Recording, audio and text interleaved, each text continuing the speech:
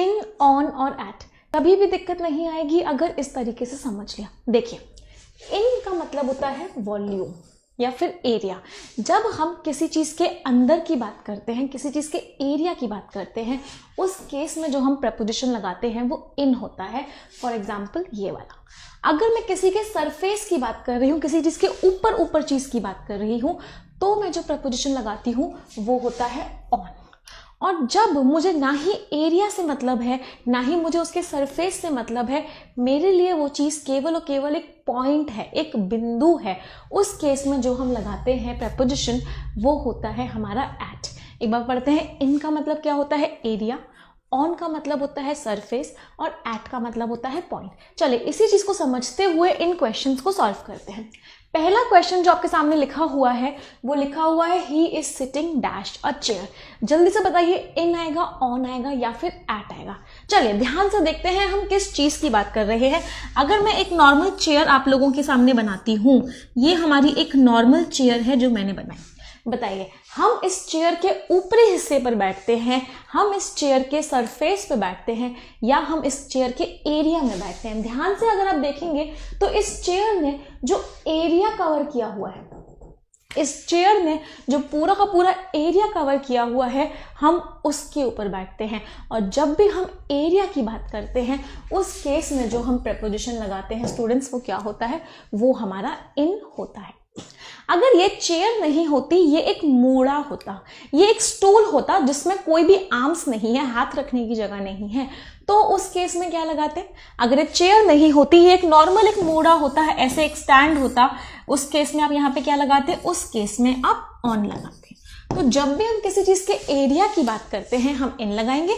Similarly अगर मैं table की बात करूं, तो टेबल के सरफेस के ऊपर कोई चीज रखी हुई होगी, टेबल के ऊपर उसके सरफेस के ऊपर रखी जाने की वजह से यहाँ पे क्या आया? यहाँ पे बच्चों क्या आया?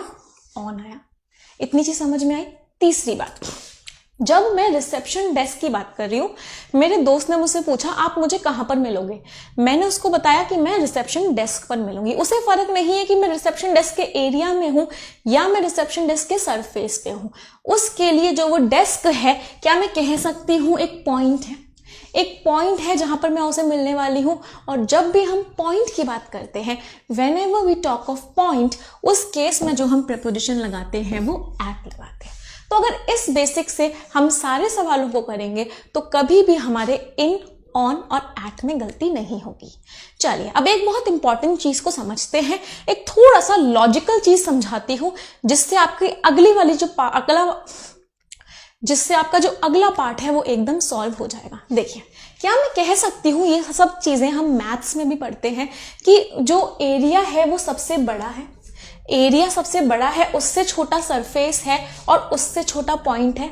आई होप सभी बच्चों को ये बात बहुत अच्छे से समझ में आ रही होगी कि एरिया हमारा सबसे बड़ा होता है, सरफेस उससे छोटा होता है और उससे छोटा पॉइंट होता है। तो क्या मैं कह सकती हूँ सबसे बड़ी चीजों की जगह हम इन लगाएंगे, उससे छोटी चीज के साथ हम ऑन लगाएंगे और उससे भी छोटी चीज के साथ हम एट लगाएंगे, क्योंकि इन सबसे बड़ा, ऑन उससे छोटा और एट उससे भी छोटा। इसी बेसिस पे कुछ क्वेश्चंस करते हैं। चलिए,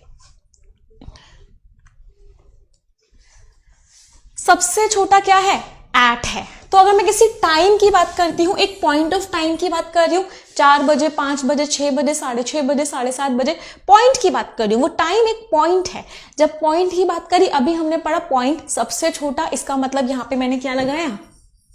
यहाँ पे मैंने क्या लगाया? एट लगाया। I will reach at 4 PM, मैं 4 बजे पहुंच जाऊंगी। चलिए, पॉइंट से हल्का सा बड़ा क्या था? पॉइंट से हल्का सा बड़ा सरफेस था, सरफेस का मतलब था ऑन। तो टाइम से बड़ा क्या होता है? दिन। टाइम से बड़ा क्या होता है? दिन। मंडे, ट्यूसडे, वेंसडे, थर्सडे, 15 अगस्त, 16 जनवरी, दिन टाइम से बड़ा होता है। तो उससे जस्ट बड़ा क्या होता है? ऑन होता है। तो डेज के साथ माय डियर स्टूडेंट्स हम क्या लगाते हैं? डेज के साथ हम ऑन लगाते हैं। तो यहां पे मैंने क्या लिखा? India got independence on 15th of August। India को इंडिपेंडेंस मिला 15 अगस्त को। चलिए, इन अब आने वाला है। एट हम पढ़ चुके हैं, ऑन हम पढ़ चुके हैं। ऑन से थोड़ा सा बड़ा क्या होता है? ऑन से बड़ा होता है इन। डेज से बड़ा क्या होता है? मंथ।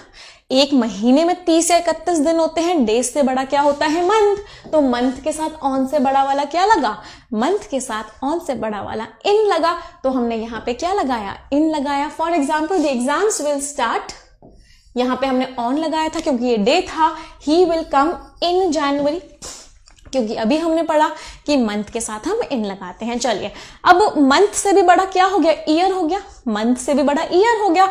एक साल में 12 महीने होते हैं, लेकिन इनसे बड़ा तो कुछ और है ही नहीं हमारे पास, तो ईयर के साथ भी हम क्या लगाते हैं, ईयर के साथ भी हम इन लगाते हैं।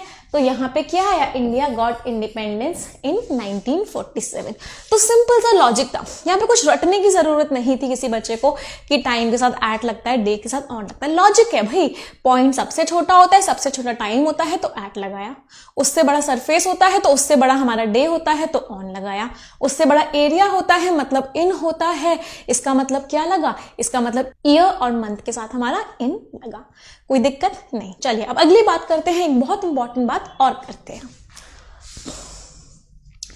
कुछ इंपॉर्टेंट चीजें जो हमें डेफिनेटली देखनी है। यहाँ पे बहुत सारे एग्जाम्स में ये चीज पूछी जाती है। आपके पास बहुत बार टुडे दे रखा होता है, टुडे का मतलब क्या है, आज। टुमारो दे रखा होता है मतलब आने वाला कल। डे आफ्टर टुमारो दे रखा होता है मतलब परसों।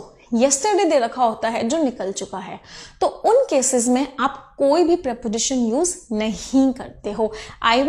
आई विल कम ऑन टुडे नहीं होगा, आई विल कम टुडे, मैं आ जाऊंगी। He will come next Sunday, on next Sunday नहीं होगा।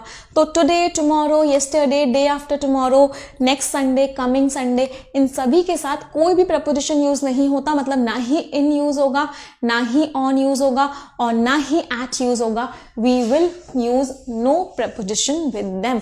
इनके साथ कोई भी प्रपोजिशन यूज नहीं होगा। इसीलिए I will come on next Sunday हमारा गलत है, क्योंकि नेक्स्ट संडे के साथ कोई भी प्रपोजिशन यूज नहीं होता है। हमें क्या लिखना होता है, आई विल कम नेक्स्ट संडे, मैं अगले संडे आऊंगी। चले, इतना समझ गए हैं? अगर इतना समझ गए हैं तो मुझे अगले वाले क्वेश्चन का आंसर आप फट से दे देंगे, डेफिनेटली दे देंगे। अगर मैंने लिखा I live dash Kailash dash Delhi, I live dash, मैंने क्या सेंटेंस लिखा आप लोगों के सामने, I live dash Kailash dash Delhi. आपके पास ऑप्शंस हैं 4। पहला ऑप्शन है इन और एट, दूसरा ऑप्शन है एट और इन, तीसरा ऑप्शन है एट और at, fourth option is in and in. आपके पास ए, बी, सी और डी 4 ऑप्शंस हैं। सभी लोग मुझे बताएंगे कमेंट करके कि इस वाले क्वेश्चन का क्या आंसर होगा। याद रखिएगा, एट छोटी जगहों के लिए यूज होता है, इन बड़ी जगहों के लिए यूज होता है, क्योंकि अभी हमने पढ़ा है एट छोटा होता है, पॉइंट छोटा होता है, इन एरिया बड़ा होता है। तो मैं कह सकती हूँ कैलाश छोटा है, दिल्ली बड़ा है। कैलाश एक एरिया का नाम है दिल्ली के अंदर, कैलाश छोटा है, दिल्ली बड़ा है। छोटा है इसका मतलब क्या है, एट आएगा। दिल्ली है, बड़ा है, इसका मतलब क्या आएगा, इन आएगा। तो डाउट्स ऐसे ही सॉल्व होंगे अगर हम बिल्कुल बेसिक से चीजों को पढ़ेंगे। मुझे रटने की कोई जरूरत नहीं, मैं बस देखूंगी छोटी जगह कौन सी है, बड़ी जगह कौन सी है। छोटी जगह होगी तो एट लगा दूंगी, बड़ी जगह होगी तो इन लगा दूंगी। Thank you.